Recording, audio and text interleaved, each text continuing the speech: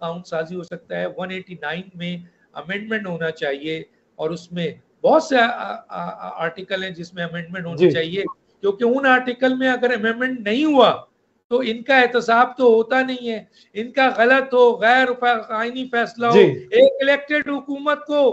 उठाकर जमीन में फेंक दिया 5 जजेस ने सुप्रीम कोर्ट के, और इसी सुप्रीम कोर्ट के 7 जजेस ने कहा कि वो 5 जजेस गलत थे। लेकिन जो नुकसान हुआ है पाकिस्तान को, नवाज शरीफ को छोड़िए, लेकिन जो नुकसान हुआ है पाकिस्तान को उसको कौन भरेगा?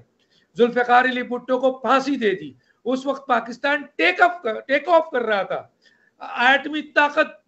बनने चुका था, पूरी दुनिया में बढ़ रहा था, इस्लामी सरबराही कॉन्फ्रेंस हो रही थी और बड़े बड़े काम हो रहे थे, और वहां आपने एक शख्स को, आपने, वो गलत था, सही है, उसके बहुत से एक्टिविटीज से आप इख्तिलाफ कर सकते हैं, लेकिन जो फांसी आपने दी, खुद आपने माना, आज माना कि वो फैसला गलत था, लेकिन कितना बड़ा नुकसान पाकिस्तान को पहुंचाया। लेकिन कोई पूछने वाला है कि सियासतदानों का एहतसाब हो जाता है, ब्यूरोक्रेट्स का हो जाता है, जनरल्स का हो जाता है, इन जजेस का जिनके गलत फैसलों से मुल्क तबाह हो जाता है,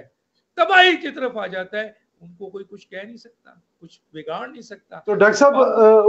उसके लिए इनको पूछने के लिए जी पार्लियामेंट को चाहिए कि वो अब ये फैसला करे कि उसका कानून साजी करना उसका इख्तियार है। वो ठीक है, इन 4 चीजों पे कानून साजी नहीं कर सकता, पर्सनल स्पेसिफिक,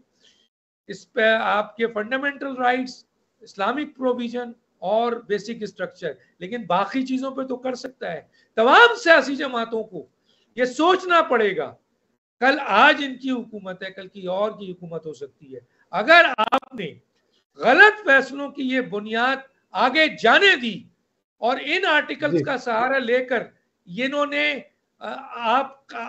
गलत फैसले और गैर कानूनी और गैर आईनी फैसले ये करते रहे, तो फिर पाकिस्तान कभी आगे नहीं बढ़ सकता। और पार्लियामेंट को चाहिए कि सबसे पहले 189 में एक छोटी सी अमेंडमेंट करे